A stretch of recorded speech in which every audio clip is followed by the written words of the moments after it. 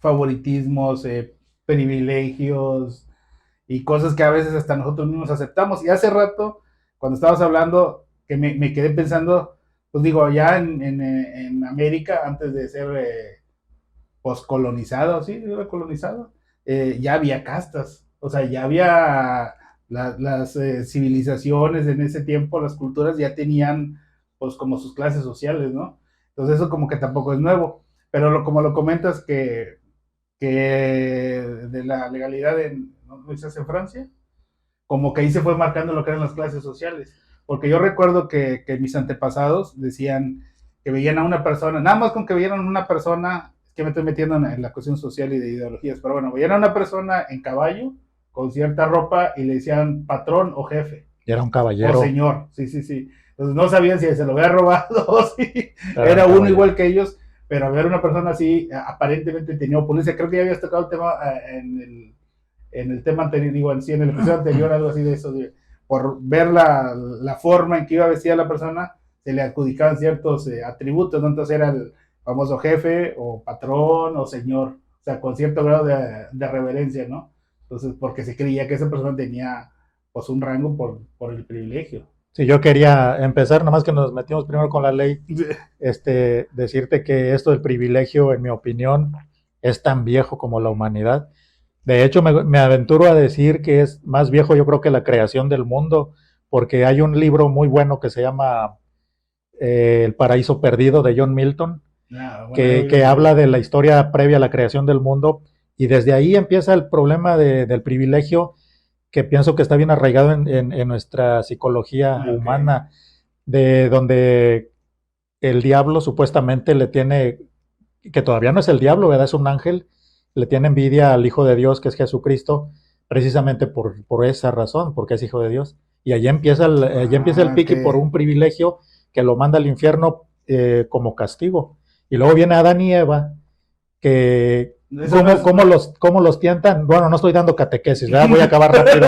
Pero No, no, no, mi adelante. idea es de que cuando Sí, el sí, hombre sí. o cuando Sí, sí. nosotros no entendemos las cosas, nos agarramos del mito. Ah, ya, ya. Dije del mito.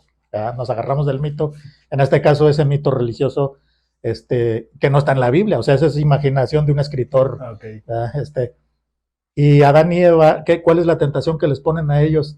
Pues un privilegio de ser como Dios, que supuestamente la serpiente le dice, si te comes esa, vas a ser como Dios. ¿Verdad? Entonces, ella, pues, obviamente lo ve como un ser superior y cae en la tentación. Y así se va, y sigue adelante la historia. Y luego Caín mata a Abel por lo mismo, porque ve Ah, ok. que Y que Abel viene tiene un privilegio ante Dios, porque le gustan sus ofrendas. Y así se va la historia y llega hasta nuestros días. En la ley de las 12 tablas de los romanos ya se tenían previsto los privilegios, e incluso no eran tan permisivos ellos. No te sabría dar un ejemplo, pero ellos ya tenían contemplado esto. De hecho, ellos fueron los creadores de esta palabra, porque se refería a leyes que eran privativas y que tenían que ver precisamente con el peculio que ellos le llamaban, o la cuestión pecuniaria de las personas.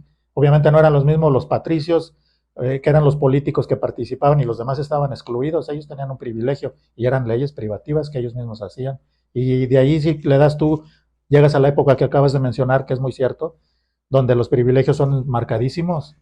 Hay una película que no sé si sea real, pero yo creo que hasta sobrepasa, la realidad sobrepasa la ficción a veces, donde le dicen a María Antonieta, cuando estaban en su esplendor los abusos en Francia de la monarquía, que le dicen, señora, es que la gente no tiene pan, porque se molestaba, porque estaban inconformes y protestaban los pobres.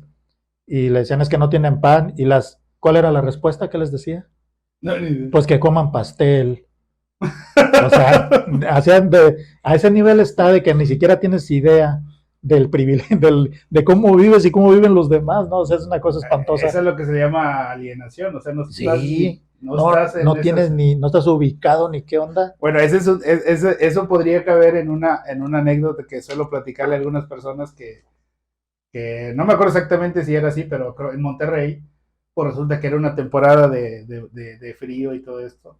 Y pues salió el tema ahí en la plática de unos conocidos que dijeron pues que hacía mucho frío y que había personas pues que la estaban pasando mal, ¿no? Y entonces salió una niña privilegiada diciendo que no todos tienen calefacción. No. O sea, Bueno, sería para que muy parecido veas. a eso, ¿no? Sí, sí, sí.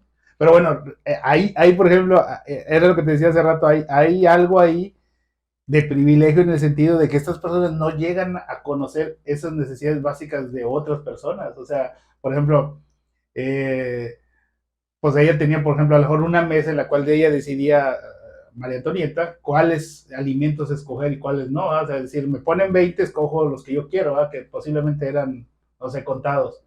Pero ella no se daba cuenta que había personas que ni siquiera tenían para escoger. Entonces, hay mucha alienación en ese sentido, ¿no? O sea, que, y eso, pues eso es allá, ¿no? Si realmente ocurre, pero en México lo hemos visto que sí ocurre.